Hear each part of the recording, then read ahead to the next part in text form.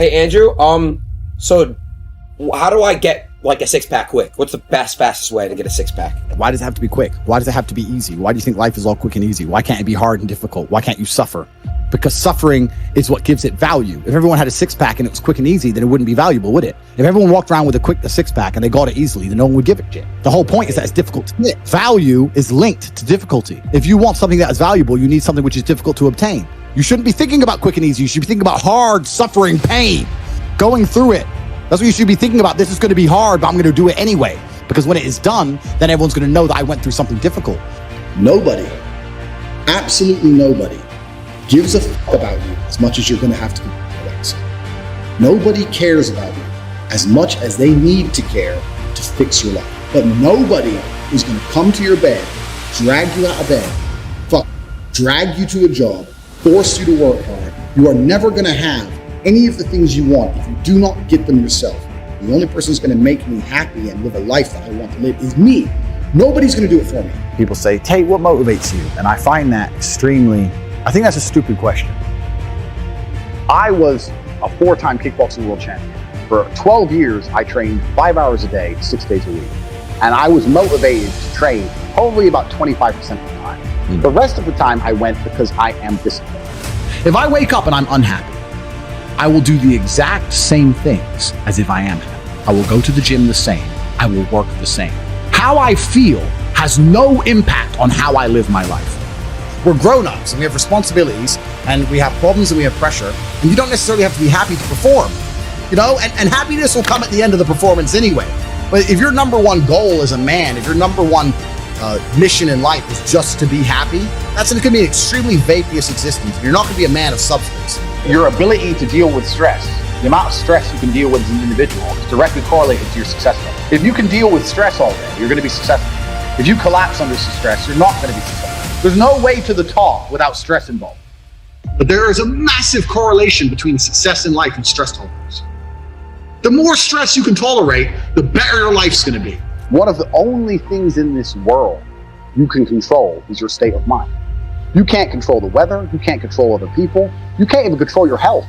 One of the very few things in the world you have genuine control over is your state of mind.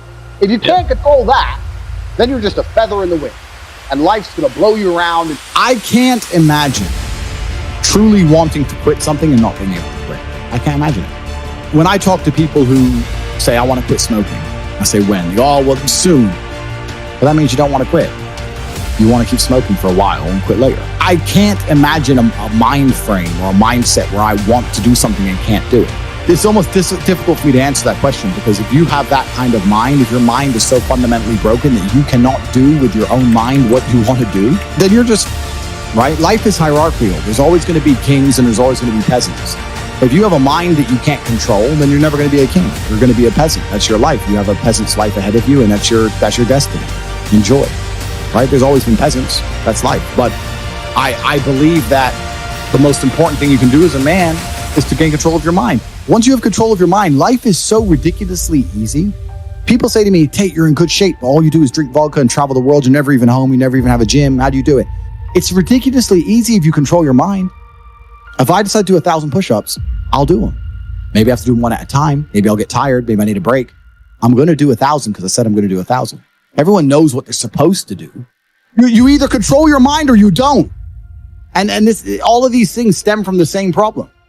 It's something you can do. It's something that is learned. It's something that is taught. Depression is the ultimate motivation. If you're unhappy with your life and you're depressed, I don't expect you to be popping pills and sitting and laying in bed. I expect you to give me a huge list of everything you're achieving per day. Depression's a fantastic motivation, but people are told the opposite. No, a lot of people's problems are all in their mind. And I'm not saying that mental conditions aren't real, because absolutely some are. But I try and explain to people, look, the only thing on the planet you have genuine control over is your state of mind.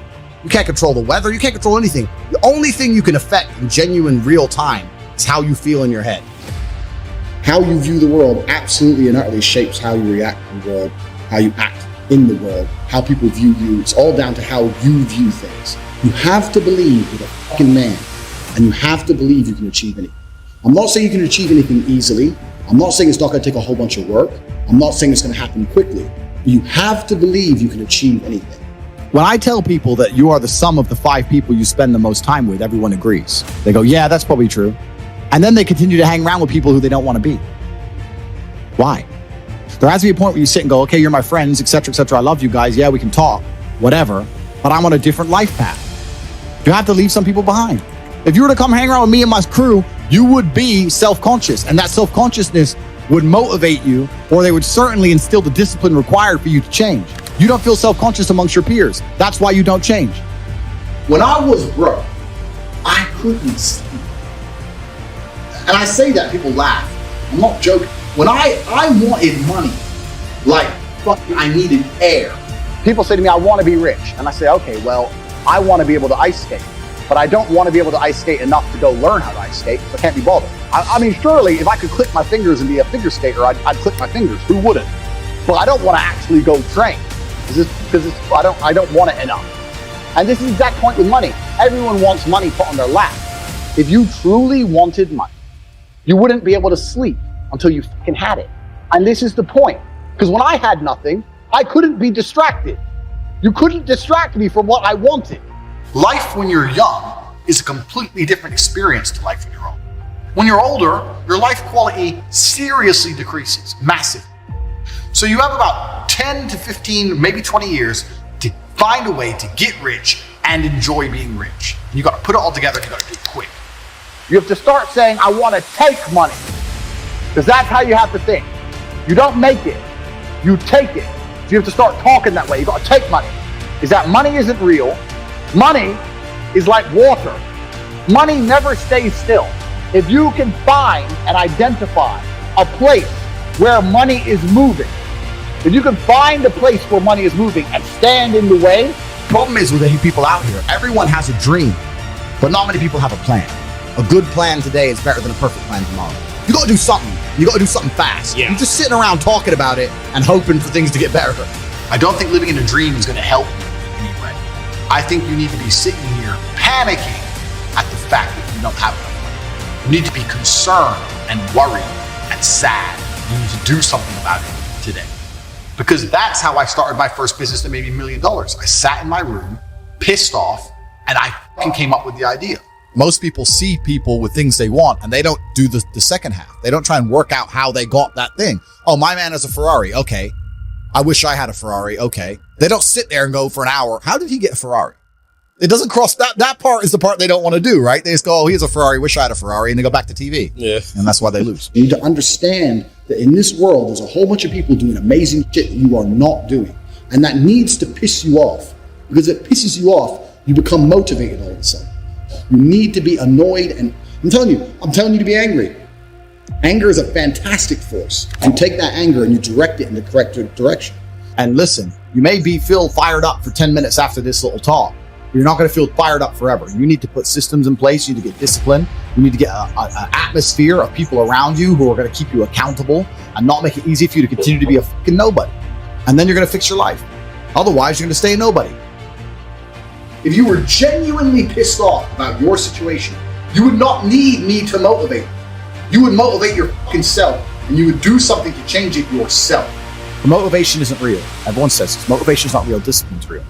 I do not feel like training, but I still train because I'm a disciplined individual. You don't get to go through life only doing the things you feel like doing.